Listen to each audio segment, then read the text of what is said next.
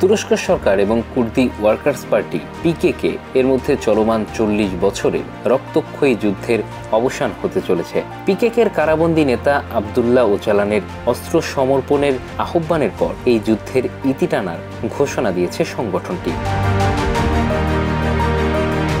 1 March পিকেকে একটি বিবৃতিতে জানায় তারা আশা করছে যুদ্ধবিরতির শর্ত অনুযায়ী ওচালানকে মুক্তি দেওয়া হবে। মুক্তি পেয়ে তিনি এই নিরস্ত্রীকরণ প্রক্রিয়ার নেতৃত্ব দেবেন। 1999 সাল থেকে কারাবন্দী থাকা এই নেতার আহ্বানে পিকেকে যুদ্ধবিরতি ঘোষণা করেছে এবং শাস্তি প্রক্রিয়ায় এগিয়ে যাওয়ার প্রত্যয় ব্যক্ত করেছে। 1984 সালে কুর্দি জাতীয়তাবাদী গোষ্ঠী পিকেকে তুরস্কের দক্ষিণ পূর্বাঞ্চলে কুর্দিদের জন্য একটি পৃথক আবাসভূমি প্রতিষ্ঠার লক্ষ্যে সশস্ত্র সংগ্রাম শুরু করে। এই সংঘর্ষে এ পর্যন্ত 40,000-এরও বেশি মানুষ প্রাণ হারিয়েছেন। পিকেকে শুরুতে বিচ্ছিন্নতাবাদী লক্ষ্য নিয়ে যাত্রা শুরু করলেও পরবর্তীতে তারা তাদের লক্ষ্য পরিবর্তন করে দক্ষিণ পূর্ব আনাতোলিয়ার কুর্দিদের জন্য স্বায়ত্তশাসিত অঞ্চল এবং বৃহত্তর রাজনৈতিক ও সাংস্কৃতিক অধিকারের দাবি জানায়।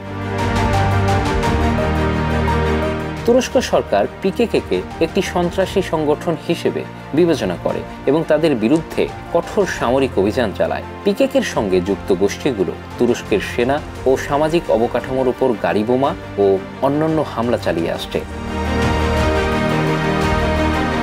আবদুল্লাহ ওচালান পিকেকের প্রতিষ্ঠাতা নেতা এবং কুর্দি জাতীয়তাবাদী আন্দোলনের কেন্দ্রীয় ব্যক্তিত্ব। 1999 সালে তিনি তুরস্কের নিরাপত্তা বাহিনীর হাতে গ্রেপ্তার হন এবং এরপর থেকেই কারাবন্দী রয়েছেন। কারাগার থেকেই তিনি পিকেকের কৌশল ও লক্ষ্য নির্ধারণে গুরুত্বপূর্ণ ভূমিকা রাখেন। সম্প্রতি তিনি পিকেকের অস্ত্র সমর্পণ এবং সংগঠনটি বিলুপ্ত করার আহ্বান জানিয়েছেন। তার এই আহ্বানের পরিপ্রেক্ষিতে পিকেকে যুদ্ধবিরতি ঘোষণা করেছে এবং শান্তি প্রক্রিয়ায় এগিয়ে যাওয়ার প্রতিশ্রুতি দিয়েছে।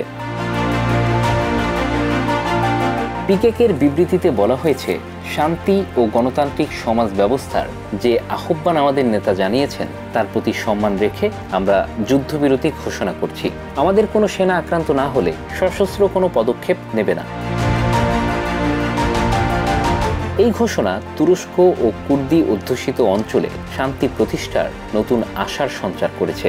তবে তুরস্ক সরকার এখনও পিকেকের এই ঘোষণাকে সতর্কতার সঙ্গে দেখছে এবং ওচালানের মুক্তির বিষয়ে কোনো মন্তব্য করেনি। তুরস্কের পাশাপাশি পিকেকের কার্যক্রম সিরিয়া ও ইরাকেও বিস্তৃত। তুরস্ক এবং তার মিত্র পশ্চিমা দেশগুলো পিকেকে একটি সন্ত্রাসী সংগঠন হিসেবে বিবেচনা করে। পিকেকের যুদ্ধবিরতি ঘোষণার পর আন্তর্জাতিক সম্প্রদায়ের কাছ থেকে ইতিবাচক প্রতিক্রিয়া আসতে শুরু করেছে। অনেকেই আশা করছেন এই যুদ্ধবিরতি স্থায়ী শান্তির পথ প্রশস্ত করবে এবং কুর্দি অধ্যুষিত অঞ্চলে স্থিতিশীলতা ফিরে আসবে। Bangla affairs news desk.